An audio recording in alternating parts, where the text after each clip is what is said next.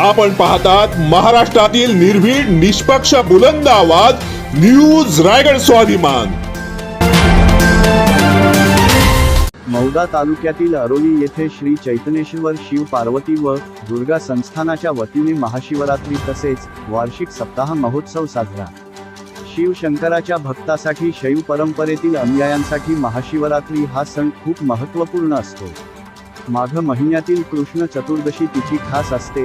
या तिथीला महादेवांनी तांडव नृत्य केले होते अशी आख्यायिका आहे। उत्तर भारतात हा दिवस फाल्गुन महिन्यात गणला जातो। या सणाला भक्तगण उपवास करतात आणि रात्रभर भगवान शंकराची आराधना करतात।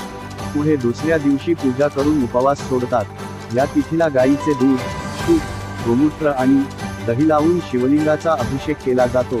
त्यानंतर दूध, दही, तूप, मध आणि साखर या पंचामृताचा लेप शिवलिंगावर लावतात। त्यासह बेलाची पानेही वाहिली जातात। दिनांक 6 मार्च 2024 ते दिनांक 12 मार्च 2024 पर्यंत महाशिवरात्री निमित्त सामूहिक अभिषेक, शिवमहापुराण कथा, कावडयात्रा, सामूहिक विवाह सोहळा, शोभायात्रा, पालखी, भजन संध्या साजरी करण्यात आली।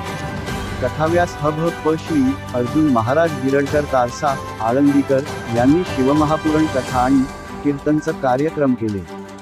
या कार्यक्रमाला अरोली ग्रामवासी तसेच परिसरातील लोकांनी या महाशिवरात्री निमित्त मोठ्या प्रमाणात उपस्थिती दर्शविली। रायगड स्वाभिमानसाठी राहुल पांतावणे, नागपूर। आपल्या जिल्ह्यातील सर्वप्रथम ताज्या बातम्या व घडामोडी पाहण्यासाठी आजच सबस्क्राइब करा न्यूज रायगड स्वाभिमान लाईव्ह चॅनल आणि दाबा बेल आयकॉन।